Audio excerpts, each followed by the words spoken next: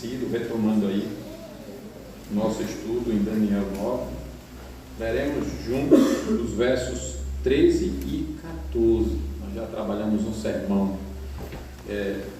nesses versos, embora na ocasião nós começamos no verso 10, 11, aliás. Agora vamos destacar esses dois versos com algumas lições preciosas para nós.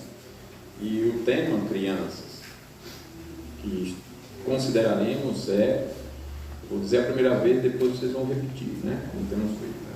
Implore para ser convertido. Vamos lá? Repete com o pastor. Implore para ser convertido. E essas crianças estavam meio desanimadas, não tomaram café ou estão sem fé? Vamos de novo. Vamos lá, crianças. Implore para ser convertido. Não sei se melhorou, não. Implore para ser convertido. Vamos ler juntos? Como está escrito na lei de Moisés, todo este mal nos sobreveio. Apesar disso, não temos implorado o favor do Senhor nosso Deus para nos convertermos das nossas iniquidades e nos aplicarmos à tua verdade.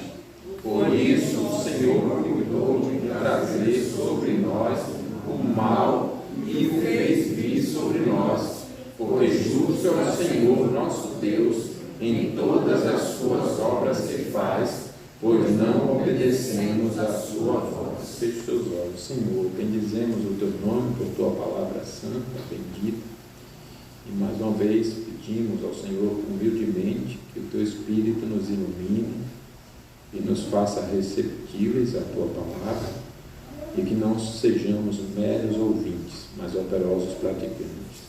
Que esse pedido não seja vazio de boca para fora, como está em mim, e que de fato o Senhor tenha compaixão de nós e nos transforme. Que de fato haja sinceridade no nosso pedido e apesar de nossas fraquezas, que o Senhor nos converta a Ti. Em nome de Jesus. Amém. Podeis assentar. A oração oferece vários desejos a Deus. Por exemplo, tristeza, indignação, lamento, alegria, satisfação, ajuda, atenção e socorro. São desejos oferecidos a Deus, né? Você precisa de ajuda, você oferece os seus desejos por essa ajuda. Você precisa de atenção de Deus, você oferece isso para Deus também, né? Desejos da sua atenção, a atenção de Deus. Quando você precisa de socorro, também faz o mesmo. E quando oramos pedindo socorro, estamos clamando. Quando você pede socorro, viu, criança? Você está clamando. E clamamos porque a necessidade é urgente, é de socorro, né? Quando alguém quer ser socorrido e precisa mesmo, a necessidade é urgente. Portanto, clamar é oferecer o desejo de ser atendido em uma necessidade urgente. Clamar é oferecer a Deus o desejo de ser atendido em uma necessidade urgente. Certa feita, uma mulher chegou para o seu pastor lá no Rio de Janeiro e pediu para ele, dizendo que estava desesperada, que ele orasse por ela, pelo casamento dela, porque o marido tinha dito que ia deixá-la e abandoná-la. E a resposta do pastor foi dizer que ela não estava desesperada. Olha, com todo respeito, irmão, mas você não está desesperado.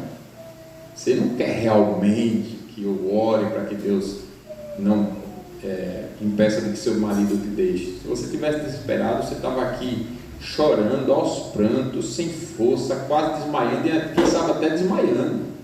Isso é alguém desesperado.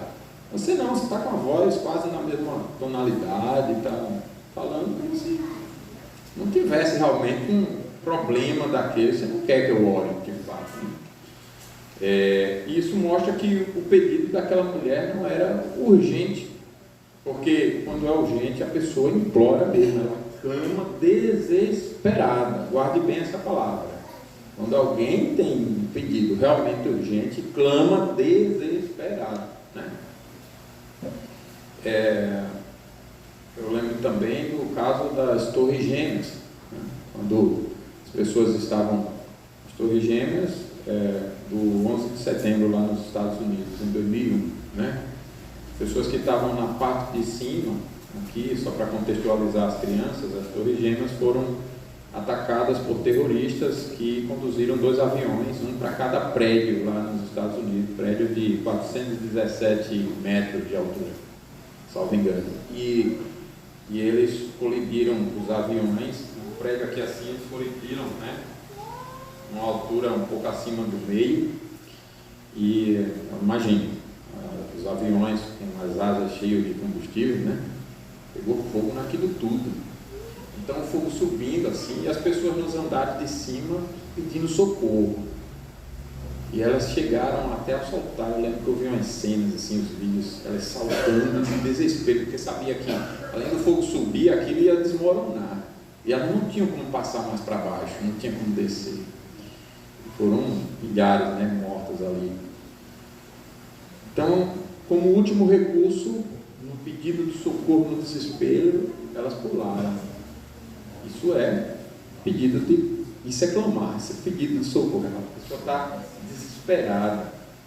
Então, desespero, guarde também esse conceito. Eu estou fazendo uma introdução, como vocês já perceberam, conceitual, né? Conceituando as coisas para agilizar e facilitar o desenvolvimento. Então, desespero é quando eu reconheço que eu não tenho a solução do problema.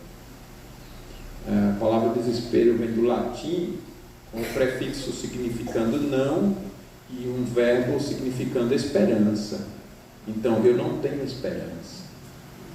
Quando a esperança é em mim, veja bem, quando eu não tenho esperança em mim, isso é o desespero. Eu não tenho esperança em mim, eu reconheço que eu não tenho a solução do problema. Isso é desespero, é quando eu tenho certeza de que as capacidades humanas não resolvem o que eu preciso. E para clamar realmente, eu preciso estar desesperado, ou seja, eu preciso estar convencido de que eu não tenho condições nenhuma de resolver. E eu preciso ser conduzido ao fundo do poço, a uma completa humilhação, ao reconhecimento de que a força humana nada é. Porque você não clama pelo que confia que a capacidade humana resolve. Você não clama. Se você está achando que a próxima batida do coração vai acontecer, você não clama, Senhor, sustenta meu coração. Está ali tudo funcionando, mas quando começa a dar umas falhas, Senhor, agora eu estou... Aí você clama. Você não clama pelo que você acha que ainda consegue, você não clama. Você está ali na força, confiante, orgulhoso, né, autoconfiante. Você não clama. Clamar, então, é expressar uma necessidade urgente, e nesse caso agora, reconhecendo que a solução não está em minhas mãos, mas nas mãos de quem recebe o meu clamor. Certo? Prestaram bem atenção agora como a gente está ampliando o conceito? Clamar, então, é expressar os meus desejos de uma necessidade urgente. Eu reconheço que eu tenho aquela necessidade urgente. Agora, reconhecendo que a solução não está em minhas mãos, mas nas mãos daquele a quem eu estou clamando. E clamar a Deus, então, é oferecer os desejos urgentes a Ele, certo de que Ele, e só Ele, resolve. Portanto, olha que coisa interessante. Desespero e clamor andam juntos, assim como desespero e confiança. Nesse caso aqui, com relação a Deus, desespero, eu me desespero de mim, mas não é um desespero absoluto, porque eu fui milagrosamente, graciosamente reconduzido, eu fui convencido por Deus a desistir de mim para confiar nele, não é isso? Fui conduzido por Deus a desistir de mim para confiar nele. Então nós estamos falando desse tipo de clamor. Não um clamor incrédulo, não um desespero absoluto, uma coisa natural que o cara grita para qualquer um, a pessoa grita e clama por qualquer um e quem atender está atendido. Não é esse tipo de clamor. É um clamor especial, Como nós vimos no estudo da EBD, só ora quem é convertido a Jesus, não é isso? Quem é realmente convertido é quem ora. As outras orações são só aparências, são só o visual, mas a pessoa está morta.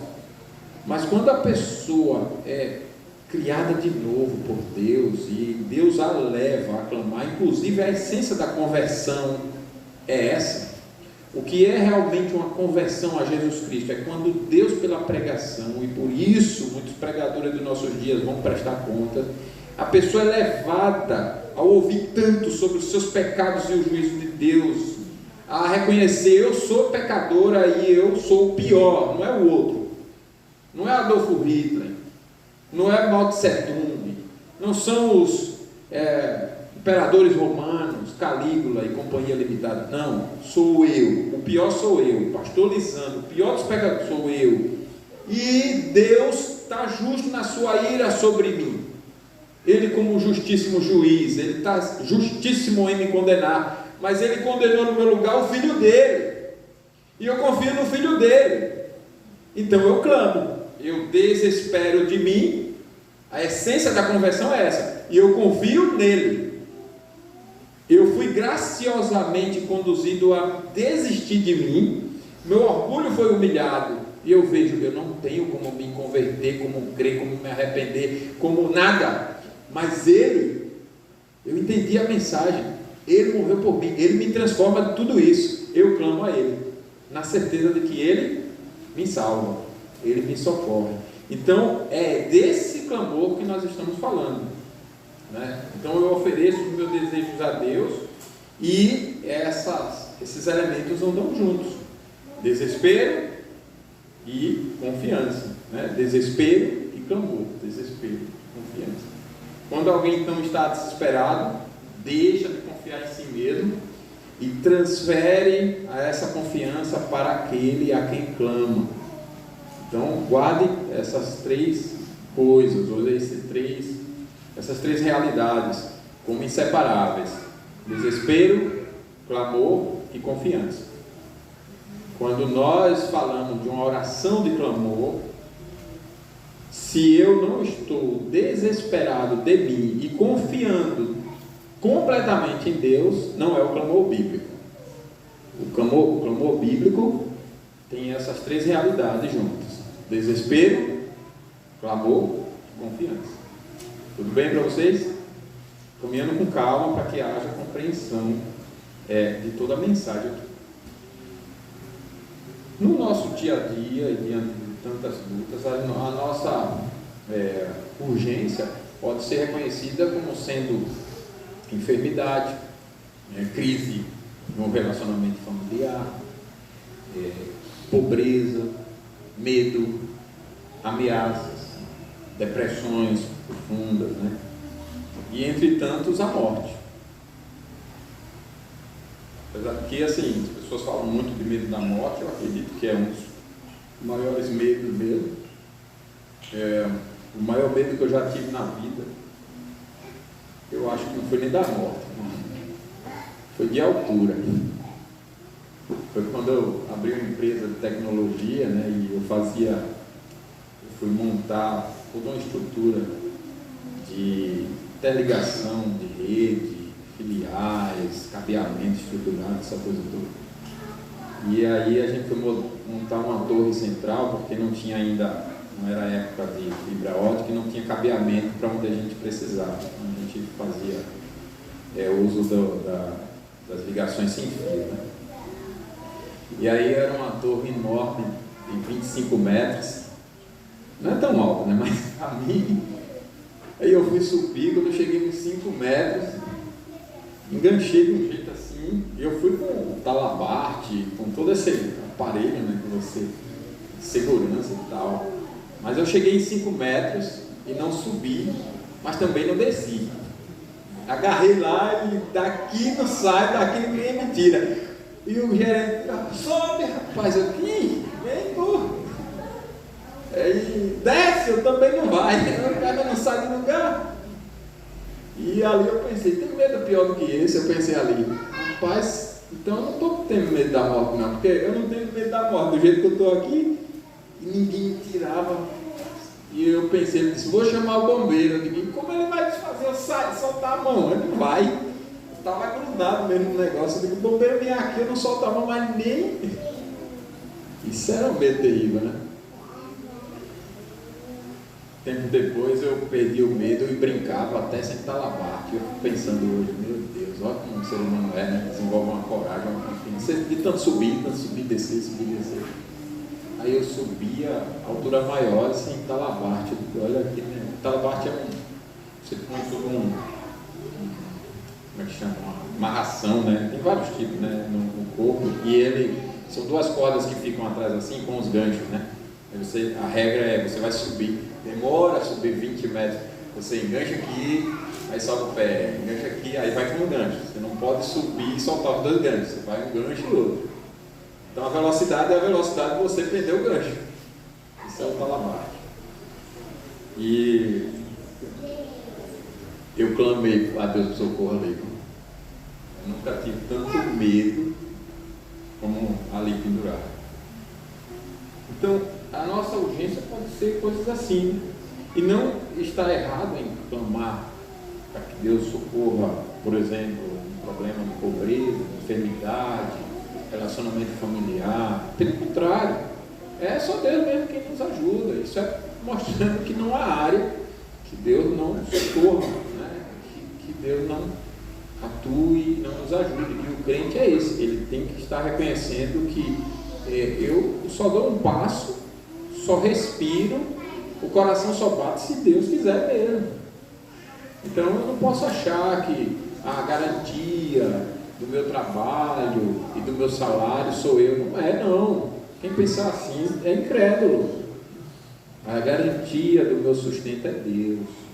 Tem tantos melhores do que eu que poderia estar na minha função, é Deus. A garantia de minha saúde física é Deus. A garantia de minha saúde emocional é Deus. Quantas pessoas estão aí que, humanamente falando, não falta riqueza, não falta nada, humanamente falando nada, mas a pessoa não desfruta, ela não tem paz. Então, esse clamor deve acontecer realmente, não está errado.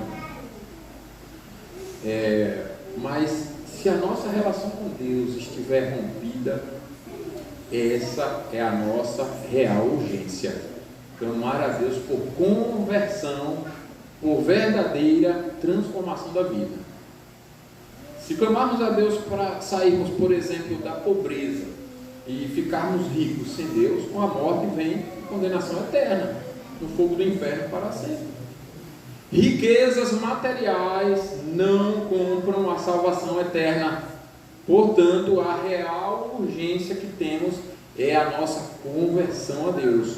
Se eu não conheço a Deus, como diz as Escrituras, essa é a minha real urgência. Não é outra. E se eu estiver orando por outra, eu não tenho noção de quem Deus é e de onde eu estou. Não tenho noção dele.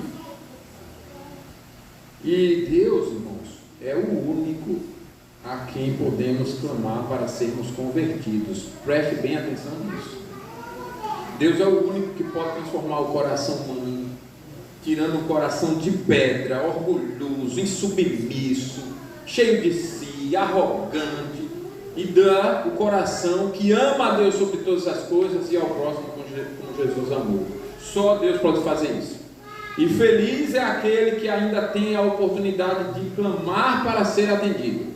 Feliz é aquele que Deus dá a oportunidade, agindo soberanamente, para humilhar suas forças, para que ele clame, para que Deus se deixe ser buscado e achado. Feliz esse. Quem não clamar nessa vida, clamará tarde demais na eternidade sem Deus. Hoje todos os que estão na eternidade sem Deus estão clamando, mas não sairão mais de lá. Não sairão mais de lá. Misericórdia. Devemos temer muito, meu Deus, não me deixe ir para essa eternidade sem o Senhor. O problema do inferno não é que Deus não está lá, é que Ele está lá sem graça. Esse é o maior desespero de Satanás. Satanás não quer ir para o inferno por isso, o lago de fogo e enxofre, porque Deus é o invencível. Deus é o invencível, Deus é terrível. E essas coisas estão ditas na palavra para nos abençoar. Como assim abençoar? Você tem um coração orgulhoso. Não importa se você é um bebezinho no ventre, ou é um adulto que não se converteu. Você, sem Cristo, tem um coração orgulhoso. Você não tem ideia do quanto. E só Deus, por sua palavra, usando pregadores assim pequenos e limitados, para nos dizer a verdade, se Ele tiver compaixão de nós e aplicar a sua graça, e usar os pregadores para que não faltem com a coragem de dizer os pecados que nós temos, para que nós reconheçamos como e quanto somos perversos, orgulhosos, corruptos, odiosos, cheios de tudo que não presta. E se Deus não tiver compaixão, nós não reconheceremos isso e consequentemente não clamaremos. Por isso que Ele tem que falar da nossa sujeira, como um médico que dá o diagnóstico, tem que dar para a gente saber qual é a nossa necessidade. Quando o médico diz, aí então nós nos conscientizamos, então é esse o tratamento? Então eu vou fazer o tratamento. Mas enquanto você não sabe, você não clama, você não tem ideia. Então está tudo bonitinho aqui, visivelmente falando, de terno e tal, mas e o coração? Você sabe como é? Davi fez uma oração belíssima no Salmo 139, perfeitíssima. Você olha assim, rapaz, não ficou nada de fora. Ele fez a oração mais perfeita que um ser humano pode fazer, mas mesmo assim, ele chega no final da oração dizendo o seguinte: Senhor, vê se há em mim algum caminho mau. Eu disse tudo de uma forma como o Senhor manda e ensina. Senhor, Tu me sonda, me conhece, sabe como eu sentar, como eu levantar, de longe esquadrinha os meus pensamentos e tudo mais. Ainda a palavra não me chegou à boca, e Tu já conhece todo, Tu me segue por trás, por diante, sobre mim põe a mão.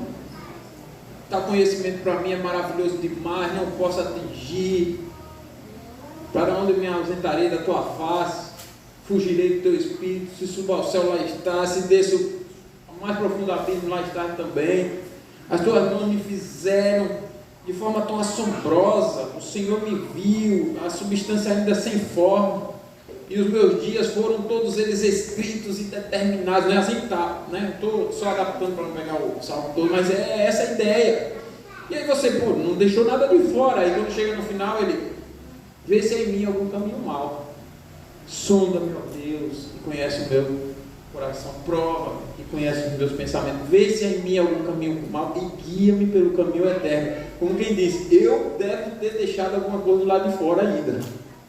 E existe uma sondagem que só o Senhor pode fazer. Então veja, olhe lá. Convertido, Davi era convertido. Mas você observe o que a palavra de Deus está nos ensinando. Não confie em você. O mundo, os filmes, os desenhos, a cultura, as músicas, diz o contrário. Confie em você, faça o que você quer, né? Seja autoconfiante. Não, a palavra de Deus vai na direção contrária. Não confie em você. Aí você vai viver verdadeiramente confiante. Quando você não confia em você, você confia em Deus. O único que garante as coisas. Não confie em você. Então, Deus faz isso e é bênção, porque Ele está nos ensinando a clamar agora, enquanto há vida, né? Quem clamar nessa vida tem esperança, mas quem clamar na eternidade não tem. Olha só o que nós temos sempre dominicalmente citado no início do culto: buscar o Senhor enquanto se pode achar, invocar enquanto está perto. Então o que é que Deus está nos dizendo? Será tarde demais buscar o Senhor enquanto não pode mais achar. Será tarde demais clamar quando Ele estiver longe, não é isso? Será tarde demais, enquanto está perto. Jesus conta que 2 homens morreram. Aí ele não dá o nome de um, ele apenas diz que é o rico e o outro é Lázaro. Talvez para dizer que você só é digno de ser citado se você for alcançado pela graça. Porque sem graça nem o nome tem valor.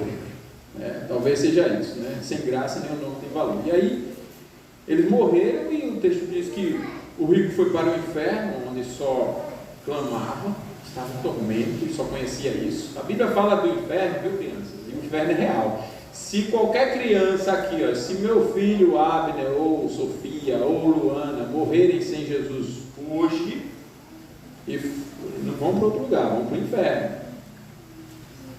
E eu não quero isso para vocês. Aliás, com todo respeito, assim, mas eu tenho cada criança aqui como se fossem meus filhos. Eu fico exercitando o limite de não extravasar isso, mas eu não quero que nenhuma dessas crianças se perca. Por isso que eu fico batendo na tecla com os pais, para chegar no coração das crianças por meio dos pais, que é o meio correto. Né? Mas também não quero que os pais se percam, não quero que nenhum de nós se perca. E lá o clamor é tarde demais. E Lázaro, o texto diz que o rico estava só clamando, e Lázaro não, Lázaro estava no céu, no seio de Abraão, significando a presença de Deus para quem tem a aliança com a qual Deus fez com Abraão, a aliança da fé, por isso o seio de Abraão, né? Ou seja, descansando, consolado por causa dessa aliança, né? E lá Jesus diz que o rico clamando, a voz divina foi: não tem, é tarde demais, não tem como ser atendido, é tarde demais. E essa é a lição de Jesus: clamar no inferno é tarde demais. Deus manda invocá-lo enquanto está fé. E com essa pregação, porque a fé vem pelo ouvir a palavra de Deus, Deus quer despertar a nossa consciência com a sua palavra, para clamarmos, porque ainda há esperança, ainda há. Não morra sem Jesus, não deixe de clamar, ainda há esperança. Apenas após a morte, o texto diz, segue seu juízo, né? Mas Deus é misericordioso, Ele é perdoador, e Ele está nos ensinando aqui hoje esse tema para isso. O único, guarde bem essa aqui, eu acho que é um dos pontos do sermão mais importantes. O único que clamou a Deus para não sofrer a eterna condenação e Deus não atendeu foi o seu Filho Jesus. Jesus foi o único que pediu para não sofrer o inferno e Deus não atendeu. Mas Cristo foi condenado para salvar os que clamam pela fé na obediência dele. Olha que coisa bonita. O clamor de Cristo para não sofrer a eterna condenação na cruz não foi atendido para que o nosso clamor seja. Vocês estão ouvindo isso aqui? Deus não atendeu o clamor de Jesus para atender o nosso por causa dele. Então não jogue isso fora. Porque se Deus não poupou o Filho, vai poupar na eternidade quem despreza? Não. Isso vai ser pior ainda, porque o Filho foi desprezado. Por isso que a apostasia é um pecado tão gravíssimo, tão sério. A apostasia no sentido pleno da palavra, aquela apostasia geral, né? É tão grave, tão sério. Você não vê nenhum texto, eu não encontro nenhum texto dando qualquer esperança. Citar para vocês, Hebreus 6, versos 4 em diante. É impossível que aqueles que uma vez foram iluminados e provaram o dom da palavra de Deus e os poderes do mundo vindouro e caíram, sejam outra vez renovados para arrependimento, visto que de novo estão crucificando para si mesmo o Filho de Deus e o expondo à ignomínia. Esse texto está dando alguma esperança para quem conscientemente apostata da fé? Né? Os anjos que caíram, eles estavam numa presença de Deus privilegiada. Ao cair daquela, diferente da presença que Adão e Eva gozavam, que era bem inferior, eles ainda tinham que conquistar a vida eterna, né? Os anjos estavam gozando de uma presença superior. Caíram, ou seja, apostataram, não tiveram mais perdão. Não tem perdão. Olha de onde eles caíram, né? A maravilha diante de tudo isso é que A salvação em Jesus garante que na eternidade nós não cairemos mais. Que bom, né? Nós não cairemos mais. Aliás, já aqui, a salvação é tão poderosa que ela não deixa o crente verdadeiro cair mais definitivamente da graça. Ele peca, ele é pecador, mas não cai mais da graça. Olha que coisa maravilhosa. E ela vai sustentar até o fim. Por isso que Paulo diz: eu estou bem certo de que aquele que começou a boa obra há de completá-la até aquele dia. Então Jesus sofreu para nós podermos clamar. Por isso o texto diz assim, Lucas 11:10: pois tudo o que pede recebe, o que busca encontra, e a quem bate abre-se-lhe-á. Olha que garantia, que maravilha. Você é alguém crente realmente em Jesus? Você pode pedir que Deus atende.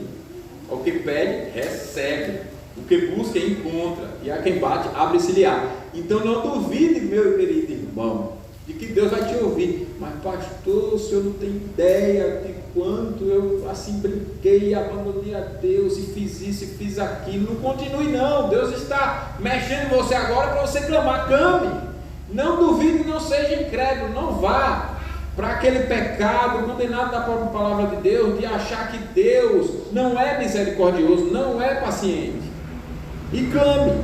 Mas também não zombe de Deus. Já que Ele é misericordioso, eu vou para o pecado. Não, também. Dois pecados terríveis. Não vá. Clame na certeza de que Ele vai te ouvir. Porque Ele mesmo diz que por causa da autoridade de Cristo, da justiça de Cristo, da obediência de Cristo, quem pede recebe, quem busca encontra. Olha que garantia. Eu posso acordar e já elevar meus pensamentos a Deus, como geralmente Ele misericordiosamente me faz fazer. Às vezes 2 da manhã, acordou para quê? Acordou não foi para você pegar o celular não. Acordou para você orar, meditar na palavra, meditar em Deus. Acordou para isso. Aí você ora, eleva os seus pensamentos, a mente calma, tranquila, e fica ali com Deus. Senhor, é tão bom. Tem uma música para vocês ouvirem, viu? O nome dela é Manhã, de João Alexandre. Ela diz que madrugada perde o sono, mas é tão bom saber que estás aqui, Senhor. Doce mistério, o teu amor por mim. Nasce o sol, nasce a luz, nasce enfim, ainda nem se fez manhã, e eu aqui a te buscar. Sem ti a vida é vã, sem razão passará. Olha que coisa bonita. E você fica ali com Deus, de manhãzinha cedo, só eu e Deus. Não precisa de fila, você não fica perdendo tempo. Se tem uma coisa que não é perder tempo, é buscar Deus, né? Você não perde tempo, não tem incertezas. Na verdade, as incertezas são corrigidas. Você ia resolver um problema aqui, não deu certo, aquilo ali, você querendo garantir com seus idas e vindas, falando com um, falando com o outro, falando e tal, vários recursos. Às vezes você para, desiste, eu vou só orar. De repente você não sabe explicar, um problema resolveu, o outro tal, e você, meu Deus, que coisa maravilhosa. João 14:13 aí. E tudo quanto pedirdes em meu nome, isso farei, a fim de que o Pai seja glorificado no Filho. Tudo quanto pedirdes, dentro do assunto da EBD, né? Tudo que ele ensinou a pedir, né? De acordo com a vontade dele. Então tudo daquilo lá ele fará. Portanto, não joguemos fora a oportunidade de clamar que Deus está nos dando. Mas até para clamar precisamos ser ensinados. Já perceberam como muitas vezes clamamos por questões que não necessitam de clamor e deixamos de clamar por aquilo que realmente precisa, né? E também como clamamos sem o completo esvaziamento de nós mesmos, ou então sem a devida confiança na justiça de Cristo. São formas, são clamores, são evidências de que nós precisamos ser ensinados. Como eu disse, não tem nada de errado você clamar por uma cura. Mas olha só não está muito errado, né? A pessoa tem 120 anos, está doente, válida mais para lá do que para cá, e aí está orando, clamando pela cura. Ô queridão, mas você tem Jesus? Não, não tem. Então é esse o clamor, irmão. Não é a cura. Ore por mim para eu ficar curado. Ore por mim. Aí já morrendo assim. Não, querido, eu não vou orar para você ficar curado. Com 120, você vai fazer mais do que da vida. Eu vou orar para você ter Jesus no coração. Esse é o seu clamor. Até para isso você precisa ser ensinado. Você não tem ideia. Vai olhar a sua situação. Você precisa de Jesus no coração, na vida. Ainda que tenha, humanamente falando, de tempo, já esteja bem tarde, né? Porque Eclesiastes diz, lembra do Deus do Criador quando? No dia da tua mocidade, antes que venham maus dias, antes que caiam doentes, antes que perca as forças, antes que fique cego, antes dessas coisas, antes da velhice, não é isso? Porque depois disso você vai lembrar do Criador, a salvação eterna, você vai glorificar Ele aqui nessa vida como mais? É da cama para a sepultura, não é assim? Então são 3 graves erros: clamar pelo que não é necessário, sem desespero, ou seja, sem esvaziamento de si mesmo, é o segundo erro, e sem confiar completamente na justiça de Cristo. Então eu preciso aprender essas coisas, clamar por essas coisas. Então Deus quer nos ensinar a clamar, e é necessário sermos ensinados a clamar.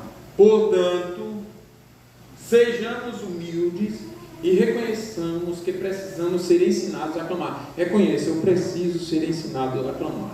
Eu preciso ser ensinado a orar. E nos deixemos ser ensinados. Reconheçamos isso, eu preciso da palavra, eu preciso estudar sobre oração, e eu preciso praticar também, eu preciso disso. Deus tem nos ensinado aqui na reunião de oração, 8 da manhã, no domingo.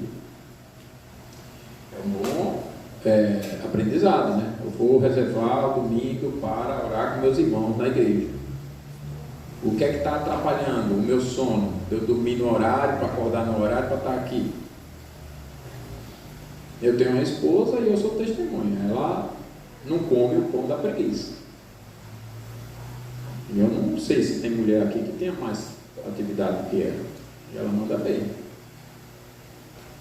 Está aqui de manhã cedo, né? Precisamos estar aqui. Eu conheço gente com mais filhos, inclusive. E com mais obrigações. E que estão nos compromissos de reunião de oração. Por falar de idade, nós temos, hoje está com 500 anos aqui, né? A dona Deise e a dona Dela estão aqui, ó. Então, 1000 anos, eu diminuí 500, 1000 anos. Aqui na oração, cedinho, né? O Glauco teve que acelerar o carro para a dona Deise não chegar primeiro, não foi? Encontrou ela ali rapidinho, vindo para a reunião de oração a pé. Precisamos orar. E o texto diz hoje: se ouvirmos a sua voz, não endureçamos o nosso coração. Deus está nos ensinando, então não deixemos ser ensinados. Então, sobre clamar a Deus, eu vou resumir aqui os 2 versos. Você deve estar pensando, então o sermão vai para aqui, olha, porque isso foi introdução. Não, é que eu quero só agora destacar uns pontos aqui nesses 2 versos. Que é o seguinte: o primeiro é que devemos reconhecer que Deus ameaça e cumpre. Você jamais vai aprender a clamar a Deus se você não reconhecer que Deus ameaça e cumpre. Não vai. Então essa é a primeira lição aí, ó. Como está escrito na lei de Moisés, todo esse mal nos sobreveio. Eu li da outra vez para vocês uma lista lá das ameaças de Deus. Se o meu povo não me ouvir, não seguir os 10 mandamentos, não me obedecer, olha, se desobedecer e clamar, eu ouço. Se o meu povo que se chama pelo meu nome, se humilhar, orar, buscar se converter dos seus maus caminhos, não é que está lá, eu ouvirei do céu, perdoarei o seu pecado. Mas se o meu povo continuar rebelde, não quer nem clamar, Aí eu vou fazer com que nações inimigas destruam tudo isso aqui, tirarei a minha glória desse templo, de todo o estado de Jerusalém e tudo mais, espalharei vocês, e homens violentarão mulheres, e crianças serão assassinadas e serão violentadas, e eu vou deixar vocês aí por conta. Não brinque não, que eu vou fazer isso. E ele fez essa ameaça no ano de aproximadamente 445. E Daniel aqui está clamando, orando, reconhecendo que Deus fez essas ameaças e cumpriu no ano 600. Quem é bom de matemática? 800 anos, certo? 600 para 1400, 800 anos. Será que Deus foi paciente? 800 anos. Esperando o povo, aproximadamente 800 anos, esperando o povo se humilhar, e nada de humilhação. Se arrepender, e ele levando os seus profetas, e muitos servos de Deus foram mortos pelo próprio povo. Há várias outras formas de você matar os pregadores de Deus, há várias outras formas. Hoje, modernas, né? Sofisticadas. Você não só mata tirando a vida, mas você não ouve, não se submete, não tem compromisso. Ele vai dando trabalho. Várias outras formas. Era assim o povo. Só que tirava mesmo a vida, né? Também. Então, não consideravam, não reconheciam, não temiam as ameaças de Deus. Veja que ele cita aqui, como está escrito na lei de Moisés, né? O Pentateuco, né? E o Pentateuco mostra as ameaças de Deus já no Gênesis. Quando Deus criou o homem no jardim do Éden, Deus ameaça: não coma, senão morre. E morte não era só morrer fisicamente, é tudo que acompanha o afastamento de Deus, toda a maldição. Por que você acha que o ser humano está cada vez mais enlouquecido? Você vê até juízes que você acha que tem algum nível de intelecto, você vê, rapaz, ele afirmou isso, ele defendeu isso, ele defendeu errado, dizendo como certo. Homem não é homem, mulher não é mulher, e você, caramba, será que esse camarada não é o pecado, é a loucura, isso é uma maldição, é o afastamento de Deus, é morte. Então a morte não é só a física, não. A física é a menor das mortes, a espiritual e a eterna, que são as piores. A física é a menor, tanto que quem morre com Cristo não morre, vive eternamente, não é isso? Então a física, e a gente teme mais a física do que a espiritual e a eterna. A gente se preocupa mais conosco, com a vida do nosso filho. Não quero que ele morra fisicamente, mas Deus está sinalizando ali para te ensinar que você tem que se preocupar com que ele esteja morto espiritualmente. Que adianta seu filho ganhar o mundo inteiro e perder a alma. Você tem que estar sabendo disso. Então, a ameaça já está ali no Éden. Se desobedecer, certamente morrerás. E Deus cumpriu, claro. Olha onde estamos. O dilúvio, Deus ameaçou por 120 anos. Eu vou destruir. Paciência de 120 anos. Vou destruir. 120 anos se completaram. Ele coloca os animais, Noé e sua família na arca, e manda o dilúvio. A terra começou de baixo para cima a jorrar água. E veio água do céu também. E era aquela cachoeira de baixo e cachoeira de cima, um negócio sobrenatural, claro. Mas Deus exterminou a terra ali, a humanidade da terra. Os animais foram juntos e tal. Deus é mau. Não é mau. É a consequência do nosso pecado. Ele é bom, é por isso que ele está fazendo isso. Porque o lugar onde ele nos colocou, a nossa casa, que ele nos deu, nós não estamos respeitando ele. Então ele está destruindo a nossa habitação, nós mesmos, para poder nos ensinar. Mas ele, misericordioso, renova a face da terra. Aí vem Egito, Faraó. O que é que ele fez com o Egito? 10 pragas. Dias, meses, mais de ano falando com o Faraó. Faraó se arrepende, Faraó desista, libere meu povo. Eu sou o PT da época. Sou o Alexandre de Moraes da época. Nada, Faraó. Você não é nada. Vai libertar não, peraí. Na hora certa veio o juízo. E você acha que é diferente hoje? Não é. Deus não mudou, de Deus não se zomba.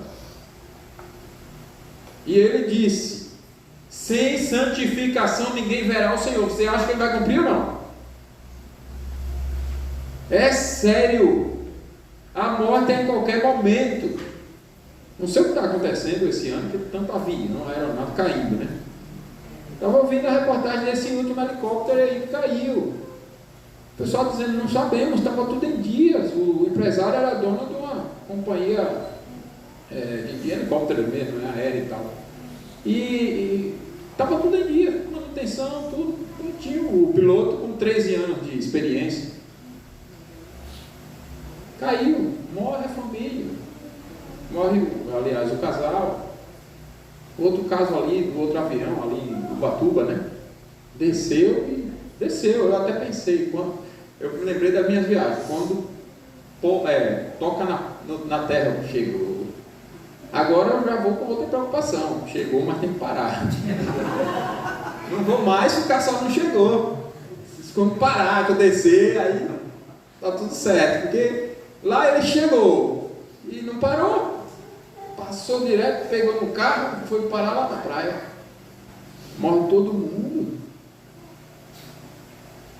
Mas quantos casos hoje, assim, que a pessoa não acordou, estava saudável, a atleta não acordou. Veja, nós podemos não terminar esse culto. Eu não sei quanto tempo mais, mas nós podemos não terminar o culto. Eu soube de um pregador que o sonho dele era morrer na hora que estivesse no culto pregando. E Deus deu a ele o sonho dele. Ele estava no meio do culto pregando e não terminou não a pregação. Dali ele foi para a glória. Foi para a glória. Pode acontecer. Você acha que você tem que cair na real. Eu tenho que reconhecer as ameaças de Deus. E Deus cumpre. Se minha vida está torta, como diz minha avó, esteja preparado. Como é que eu estou preparado? Se eu não quero nem pensar em inferno, em fogo. Olha, pai, não faça isso com seu filho. Fale do fogo do inferno para ele. Não somente do fogo, tenha sabedoria para falar. Para ele fugir do juízo para o perdão de Jesus. Para a fé em Jesus. Então fale da esperança em Jesus. Mas não fale da esperança sem falar do juízo. Senão ela não está entendendo a mensagem do Evangelho. Tem noção nenhuma.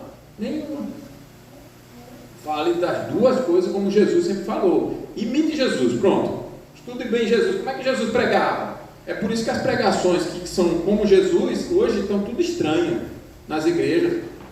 Porque estão pregando outro tipo de sermão, outro tipo de Jesus, outro tipo de Deus, outro tipo de culto, outro tipo de igreja, outro tipo de tudo.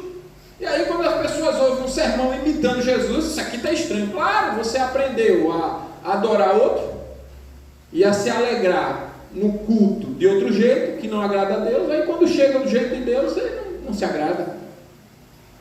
Quando a palavra de Deus é mencionada como Jesus fez, não se agrada. Então, pai, faça isso com o seu filho. Jesus nunca falou do céu sem falar do inferno. Quem mais falou do inferno na Bíblia foi Jesus. E ele é o Salvador, veja bem. Olha só como... Então, a primeira lição é essa. Na verdade, essa é a única lição desses dois versos, né? Deus ameaça e cumpre. Então, ele quer que reconheçamos que ele ameaça e cumpre. Mas dentro dessa lição, você tem 3 subdivisões. A primeira é que, então, é pecado não implorar. É pecado eu não me desesperar. É pecado eu não reconhecer. Veja que ele falou da lei de Moisés. Então eu tenho que saber assim, olha, os 10 mandamentos, o que significam então de pecados condenados e exigências ali? Significa isso aqui. Então quer dizer que eu só sou aprovado por Deus para a salvação se eu cumprir isso aqui? Estou perdido. É isso mesmo. É para você fazer esse exame honesto. Mas não para viver no pecado. É para você reconhecer Jesus como seu Salvador. Foi Ele que cumpriu, porque é isso que a lei está dizendo. O juízo e todas as ameaças aqui da lei que era para você, foi para Ele, mas não invalidou. Veja o que é que diz lá. Quando você confia nele, você agora passa a viver uma novidade de vida, de acordo com essa lei. Então é pecado eu não implorar. É pecado eu não ter a humildade de dizer assim, mas eu não consigo crer assim como Deus quer. Eu não consigo ter essa fé. Eu não consigo me arrepender. É pecado eu não clamar por isso. Eu não consigo amar Jesus dessa forma. Eu não consigo. Dá um exemplo. Tem um episódio narrado na Bíblia, em Marcos e Mateus, se não me engano, que diz que um pai tinha um filho que desde bebezinho passou a ser possuído por espíritos malignos. E aí os espíritos jogavam no fogo ou na água para o matar. E o pai se dedicou até a fase adulta do filho a solucionar o problema. Ele não sabia quem, onde e quando. Ele era um judeu, mas não sabia quem, onde e quando iria.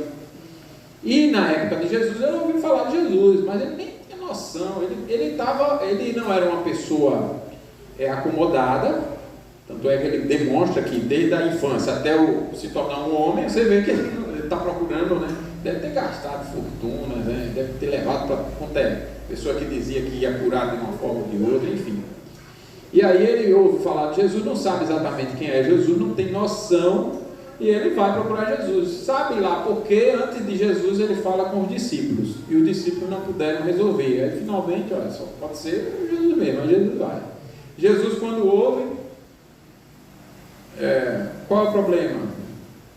Eu estou com esse filho, era assim e tal, e eu levei para os seus discípulos e seus discípulos nada puderam resolver. Ó geração incrédula. Jesus falou, ó geração incrédula. O pai está angustiado. Era os discípulos ou era ele que era incrédulo? O pai. Quer dizer, ele poderia pensar assim, né? Tá. E aí ele continua, mas se tu podes alguma coisa, tem compaixão de nós e ajuda-nos. O pai clama dessa forma: se tu podes alguma coisa, tem compaixão de nós e ajuda. E aí Jesus responde assim: se podes, como que diz assim, o problema não é que eu posso tudo que eu posso. O problema é se você crê que eu posso o que eu posso. Esse é o problema. E é nesse sentido que vai dizer que tudo é possível para crer. É se eu posso o que eu posso. E aí ele demonstra o seguinte raciocínio: não é possível, eu não sou um incrédulo.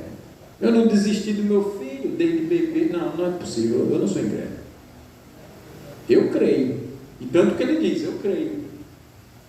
Mas ele é como se reconhecesse, preste bem atenção nisso. Eu entendi a sua mensagem. Eu creio, mas a crença que eu tenho não é a crença que o Senhor está dizendo. Eu não creio que o Senhor pode o que o Senhor pode. Essa crença é especial. Não é a crença que eu tenho. E aí ele clama assim: mas ajuda-me na minha falta de fé. A crença que eu tenho é incredulidade em comparação com a crença verdadeira. Ajuda-me na minha falta de fé. Veja, irmão, vocês estão entendendo todo? Eu preciso resumir, melhorar a oratória, o quê? As ilustrações, o quê? Esse clamor aqui que eu tenho que implorar para tudo, para crer, para me converter, para me arrepender, para amar, para perdoar, para perseverar, para tudo, para ser de Deus, para viver na graça. Eu tenho que entender que muito mais do que as necessidades e realidades físicas, como por exemplo, eu não ter tido a capacidade de escolher a família onde nascer, o dia, se eu seria homem ou mulher e tantas outras coisas, muito mais é a realidade espiritual. E se eu não tive nenhuma ingerência lá, nenhuma capacidade lá, você acha que eu tenho aqui? Não tenho. Eu não tenho poder para me fazer nascer de novo. Eu tenho que implorar a Deus e até implorar para que Deus me faça implorar. Senhor, me ensina a implorar, me conduz a implorar, me ajuda a implorar. É por isso que você deve estar atento quando as coisas estiverem bem ruins. De repente é bênção. Vocês prestaram atenção no primeiro texto que nós lemos hoje? Salmo 107. Você tem uns marinheiros lá, tudo de boa. O que é marinheiro? É o profissional do mar. Mercadejava, esses eram comerciantes. Aí comprava aqui dias, meses no mar para atravessar o continente, para levar a mercadoria. Aí ganhava muito dinheiro na vida lá, voltava feliz para casa. E enfrentava a tempestade. Você acha que era problema? É problema para mim e para você, que não sabe o que é uma tempestade, mas para aqueles homens não. Eles são marinheiros, eles sabem a rota, o caminho, a altura das ondas, tudo, a lua, tudo. E os daquela época eram melhores do que os de hoje, né? Não precisava de bússola, eles iam só pelas estrelas. Então veja como eram os homens. E aí nesse dia, porque eles já não se alegravam com a bonança, veja só, eles não se alegravam com a bonança, com um momento tranquilo. Por quê? Porque estavam com a vida afastada de Deus. Aí Deus abençoou aqueles homens com uma tempestade. Aí diz que o vento no singular veio, a onda no singular, e eles remaram e tentaram, mostrando que eles estavam sempre vivendo ainda na sua própria confiança. Tentaram. Até que não tiveram mais força e perderam todo tino, toda inteligência. Cambalearam como ébrios, como bêbados. Não tinham mais o que fazer, perderam todo o tino. Só aí, depois que perderam a sabedoria, parece a ironia do texto, né?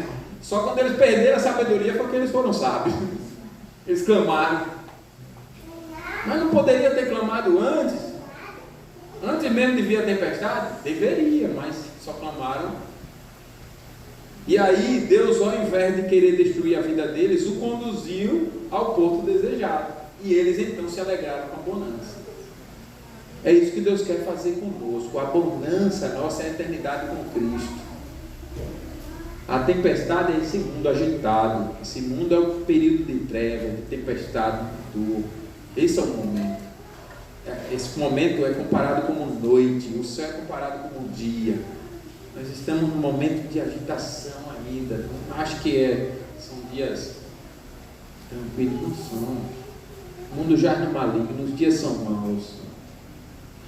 Mas se eu imploro ao Senhor, eu posso passar no vale da sombra da morte, como cantamos no Salmo 23, não temerei mal nenhum, porque tu estás comigo.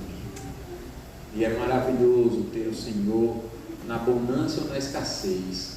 O problema daqueles homens é que eles não tinham Senhor, nem na bonança, nem na escassez, nem na paz, nem na perturbação da paz. Aí Deus foi lá, humilhou a força para que eles estivessem com Deus. Só que Deus não é masoquista, então Deus cessou a tempestade. E Deus não quer sempre fazer isso, mas às vezes você tem que estar atento. Às vezes o que está acontecendo é Deus agitando para te humilhar, agitando para nos humilhar, para que a gente implore ao Senhor. Então é pecado não implorar. Segundo, é pecado não se converter, viu? Olha, para nos convertermos das nossas iniquidades e nos aplicarmos à tua verdade. Nós não clamamos ao Senhor, é o que Daniel está dizendo. O Senhor mandou todos esses males porque nós fomos rebeldes a vida toda e não clamamos ao Senhor e não fizemos isso para não nos convertermos de nossos pecados, de nossas iniquidades, consciência de que a vontade do Senhor é essa e a gente faz aquilo e nos aplicarmos à verdade, porque conversão é isso. Você se arrepende do pecado e passa a praticar a verdade, a viver a verdade. Então é pecado não se converter e não viver a verdade. Dentro dessa única lição que é Deus ameaça e cumpre, estão essas duas. É pecado não implorar. Eles não consideraram a ameaça e o cumprimento dela, ou as ameaças no plural, e os cumprimentos implorando, não imploraram e não se converteram. E a terceira coisa é que há consequências. Veja comigo aí verso 14. Por isso o Senhor cuidou de trazer sobre nós o mal e o fez vir sobre nós, ou seja, há consequências. Pense bem comigo. O que nós estamos plantando, vamos colher. Se você planta uma vida distante de Deus, você não vai colher intimidade. Você planta uma vida sem Deus, vai colher uma vida sem Deus. Não ache que nós vamos ter em qualquer área, como igreja, como vida familiar, uma vida abençoada por Deus, plantando maldição. Não vai. A gente tem dito a nossos filhos lá em casa: olha, o 5º mandamento desonra pai e mãe, como uma ameaça, para que sua vida não seja amaldiçoada. É uma ameaça. Então eu tenho que me preocupar com essa ameaça. A única segurança é a vida com Deus.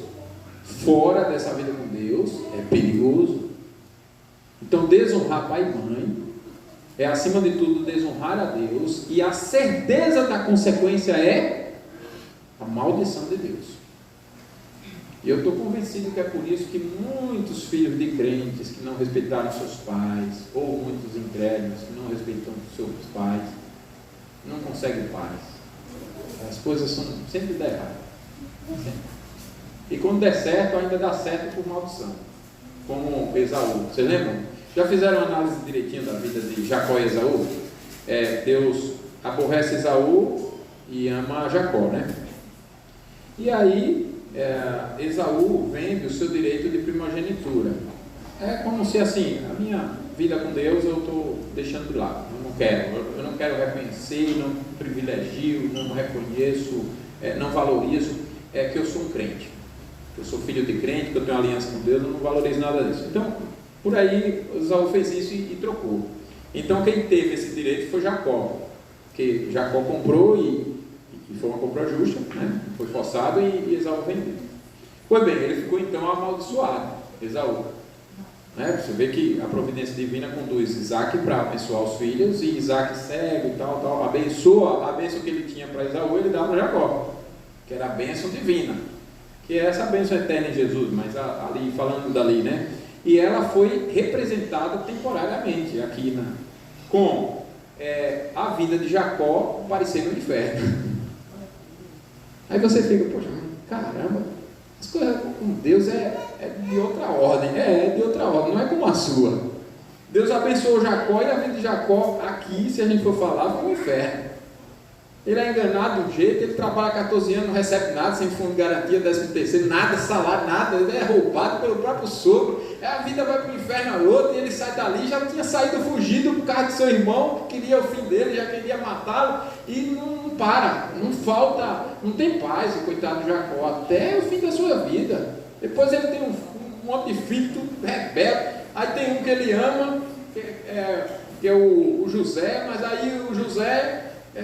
coitado, é invejado pelo irmão, vai parar no Egito, só que o pai não sabe, acha que está morto e vive aquele luto, aquela angústia toda. Não é um inferno? É um negócio atrás do outro. Aí você diz, mas Deus abençoou Jacó e Esaú. Deus abençoou. Como é a vida de Esaú? Tranquila, rica, só alegria. Então cuidado, você tem um lado de dar tudo errado e ainda tem um lado de ser amaldiçoado, não tudo dá certo. Tem que estar sempre espiritualmente bem atento, para saber o que é que Deus está fazendo. É só alegria, tinha nada, mas não era Deus ali ensinando sobre viver com Deus. E Jacó foi tão ensinado que a gente falava hoje, né, com as crianças, quando é que a gente deve desistir de pedir a Deus para converter o nosso coração? Quando Ele nos converter. E aí a gente pede para perseverar. E aí o exemplo de Jacó é que Jacó tem um momento ali dele com o anjo, vocês lembram dessa episódio? E ele luta com o anjo, para falar da nossa luta espiritual. E o que é que ele quer? Ele quer a bênção de Deus. E o que é bênção? Tudo que nos aproxima de Deus. Bênção é Deus. Então ele quer Deus. E aí naquela luta, o anjo, né? Feriu Jacó. Mas Jacó não parava não, ele era um guerreiro. E na verdade o texto está mostrando uma determinação firme, como aquela de Daniel de não se contaminar, como qualquer crente em Jesus, quando quer mesmo Jesus, ele está firme na determinação. E aí naquela briga toda, ele não, só saio daqui quando o Senhor me abençoar. Se o Senhor não abençoar, eu não largo mais nem a pau. Tem que ser assim a nossa oração, o nosso culto, a nossa busca por Deus. Não saio daqui mais nem, só quando o Senhor mudar meu coração, para eu ficar mansinho. Eu sou estressado, só quando eu ficar bem mansinho, e quando minha língua ficar controlada, e quando minha cólera, minha raiva, meu, sabe, temperamento, tudo em mim, a minha desonestidade, a minha falsidade, a minha mentira, a minha idolatria, a minha preguiça, a minha negligência, tudo em mim for mudado. Enquanto não vou mudar não. Eu quero adorar o Senhor. Para mim, quando o Senhor for tudo para mim, aí eu largo. Mas enquanto não vou. Não só saio daqui quando me abençoares. Então, há consequências. E eu tenho que estar consciente. Eu tenho que avaliar. Será que está errado na minha vida? Não é consequência? Será que Deus não está exercendo juízo? Tem muitos pais que chegam para pastores, eu já vi essa experiência, querendo que os pastores resolvam os problemas dos seus filhos. Mas a vida toda nunca ensinou segundo Deus. Há consequências.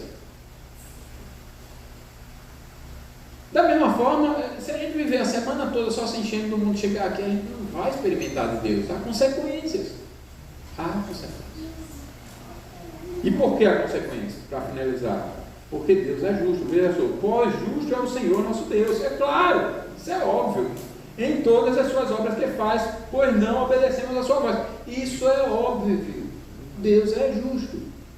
Deus nunca vai perdoar quem não se arrepende.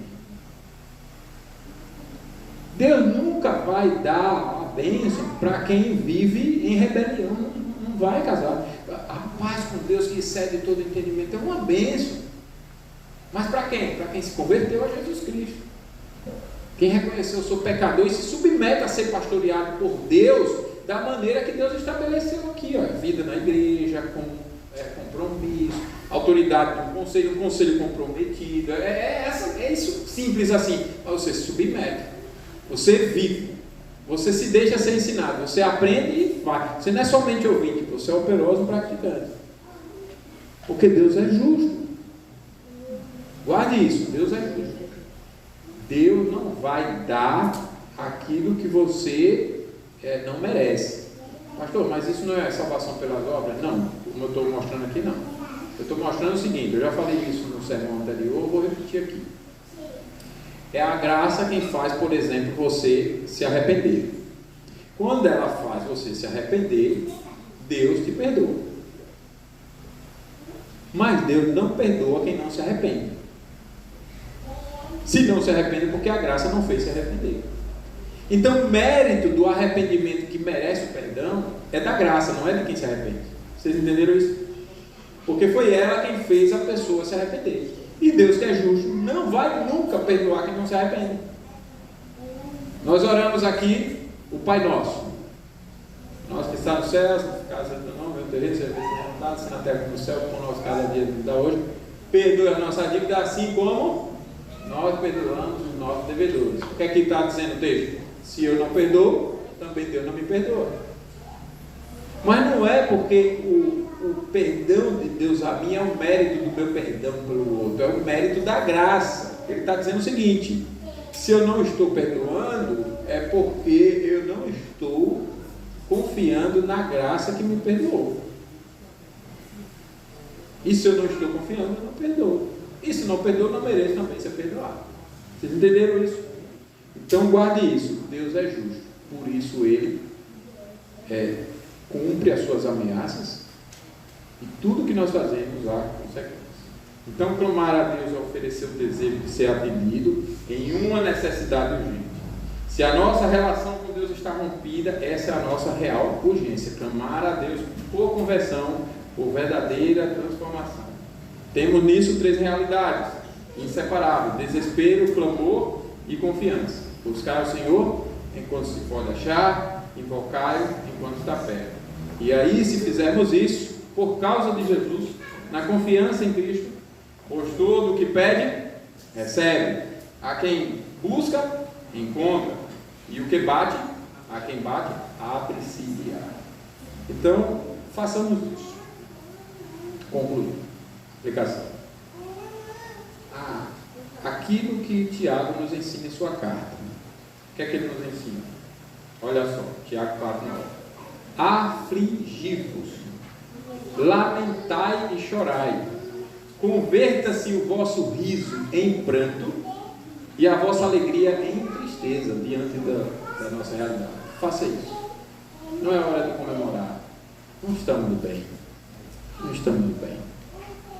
Se eu não me importo com o dia do Senhor, se eu faço o que eu quero, como quero, quando eu quero, se eu não sou paciente, perdoador, humilde, se eu não sou sábio, se eu quebro votos, se eu sou idólatra, se eu uso o meu tempo para tantas coisas, menos para como Deus quer que eu use, se eu sou apenas ouvinte, mas não operoso praticante, se eu não sou bom testemunho para o meu irmão, para as crianças, para os membros mais novos, para os visitantes, para meus vizinhos, para as pessoas da rua, se eu tenho faltado em alguma área, converta o riso em pranto. É hora de humilhar e clamar: Senhor, converta o meu coração. Converta, que eu não consigo me converter. Converta. E o livro de Eclesiastes nos ensina também o seguinte: melhor é ir à casa onde há luto do que ir à casa onde há banquete, porque naquela se vê o fim de todos os homens, na casa onde há luto, e os vivos que o tomem em consideração. O que é que o texto está dizendo? Deus é masoquista? Não, ele está dizendo assim: as pessoas só pensam em Deus quando vem a dor. Isso é normal, é geral, é o natural nessa ordem quebrada. Então considere isso, é melhor o pranto. Nas alegrias você entra numa euforia e geralmente as pessoas esquecem de Deus. Então não despreze o sofrimento. Veja, é uma sabedoria de Deus. Você não vai entender isso se você não tiver a fé bíblica. Mas é melhor o sofrimento porque você está pensando. Quando você vê o luto, por exemplo, você não tem como fingir que não é com você. Ali está dizendo: você morre, irmão miserável. Você morre também. Você lembre disso. Você é mortal. Portanto, implore para ser convertido, pois Deus não despreza o coração compungido e contrito. Feche seus olhos, nós vamos orar.